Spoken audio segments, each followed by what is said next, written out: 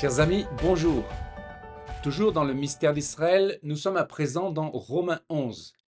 Le chapitre précédent évoquait la justification par la foi en Yeshua comme étant la nouvelle révélation en mettant l'accent sur un salut individuel.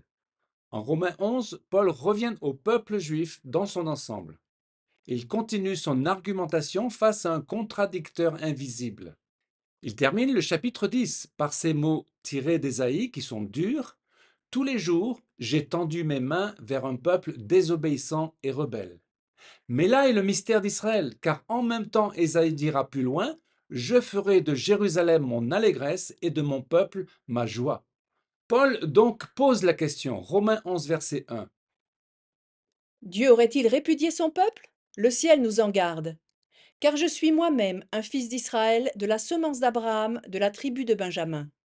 Dieu n'a pas répudié son peuple qu'il a connu d'avance. Un reste selon la grâce. Paul donne son propre exemple pour prouver que Dieu n'a pas abandonné son peuple. Il précise, je suis un fils d'Israël de la tribu de Benjamin. Cette allusion aux tribus est le rappel de celle des 144 000, qui semble être un nombre symbolique, dit qu'Israël a toujours sa place dans le plan divin. Le peuple juif est distinct de la grande foule des peuples qui désigne l'Église. Parlons à présent du reste de Jacob, que l'on retrouve souvent sous la plume des prophètes. Michée 4, verset 6. En ce jour-là, dit l'Éternel, je recueillerai les boiteux. Je rassemblerai ceux qui étaient chassés, ceux que j'avais maltraités. Des boiteux, je ferai un reste, de ceux qui étaient chassés, une nation puissante.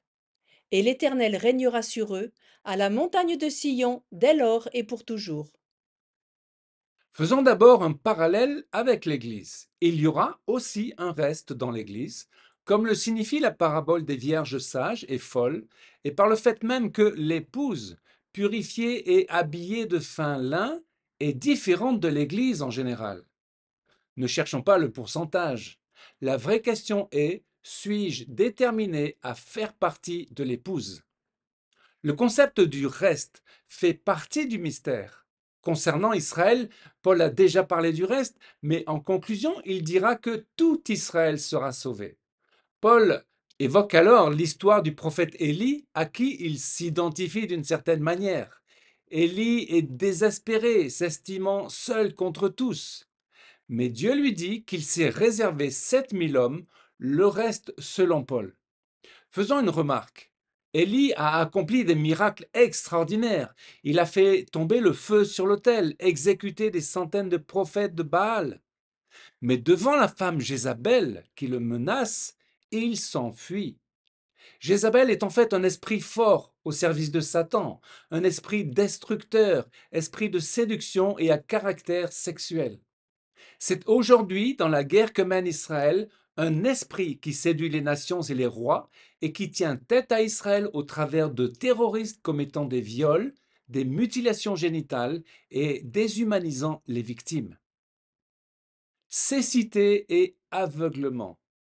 Si Dieu a provoqué la cécité d'Israël, nous pouvons dire hélas que l'Église a également été aveugle et elle est sans excuse. La cécité d'Israël est le cœur du mystère. En s'appuyant sur les Écritures, en Deutéronome, en Ésaïe et avec David, Paul l'explique. Romains 11, verset 7. Quoi donc? Ce qu'Israël cherche, il ne l'a pas obtenu, mais l'élection l'a obtenu, tandis que les autres ont été endurcis, selon qu'il est écrit, Dieu leur a donné un esprit d'assoupissement, des yeux pour ne point voir, et des oreilles pour ne point entendre, jusqu'à ce jour.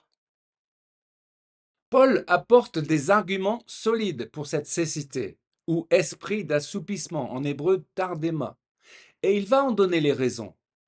Saisissons la profondeur de ce mystère, le même qui a fait tomber les pères de l'Église dans l'ornière honteuse de l'antisémitisme. Cette hostilité issue d'une jalousie maladive a commencé avec les premiers conciles chrétiens au IVe siècle, interdisant le Shabbat et les fêtes de l'Éternel, excommuniant tous les juifs et messianiques. Les juifs étaient considérés comme un peuple déicide, ayant tué le Messie. Mais quelle aberration! Jésus a offert sa vie et personne ne lui a prise. Lisons-le. Jean 10, versets 17 à 18. Le Père m'aime parce que je donne ma vie, afin de la reprendre. Personne ne me l'ôte, mais je la donne de moi-même. J'ai le pouvoir de la donner, et j'ai le pouvoir de la reprendre. Tel est l'ordre que j'ai reçu de mon Père.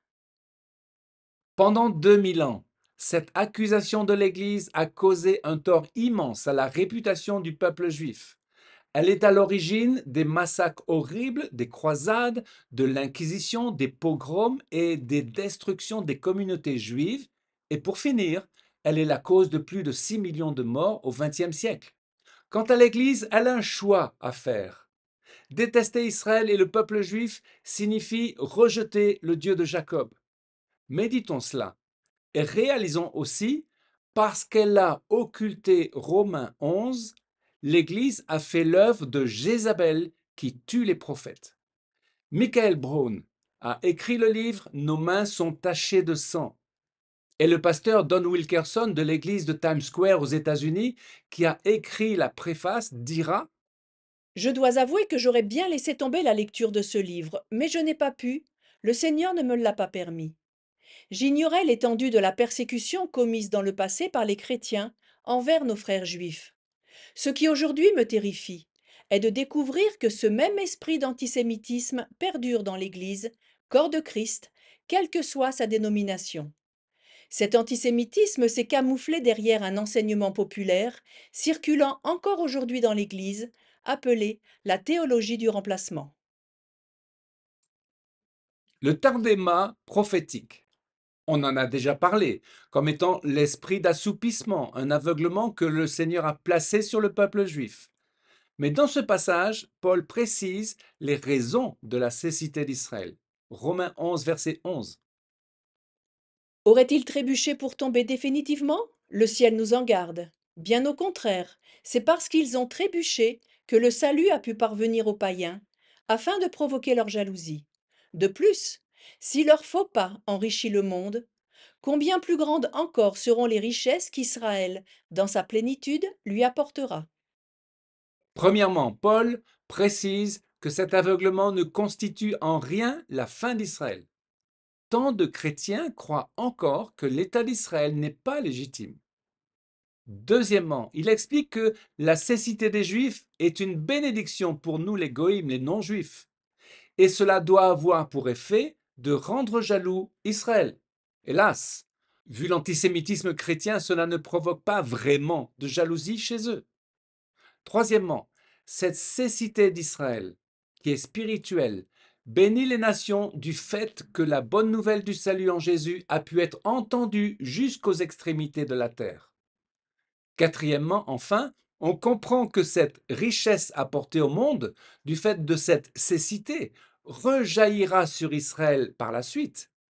Et lorsqu'Israël entrera dans sa plénitude en rencontrant son Messie, ce sera une richesse encore plus grande pour le monde. Ainsi, au lieu de considérer la cécité d'Israël comme un péché, l'Église devrait plutôt regarder Apocalypse 3:20 qui parle d'une Église, Laodicée, qui est aveugle et a besoin de collyre. Cette Église se croit riche et Dieu dit qu'elle est pauvre et nue. Les deux versets de Romains, versets 11 et 12, souvent mal traduits, sont une clé pour comprendre le mystère d'Israël qui est lié au plan de salut que Dieu a prévu pour le monde. Israël est la pièce maîtresse de Dieu. Aujourd'hui, avec la guerre du 7 octobre, cette nation sert de catalyseur. Israël paye le prix fort en combattant seul le terrorisme islamique. Chers amis, est-ce que ce n'est pas un test pour les chrétiens? À chacun de nous de voir et de discerner les choses. Prions pour les temps qui viennent. Amen. Chers amis, à une prochaine fois pour une nouvelle vidéo en direct de Jérusalem.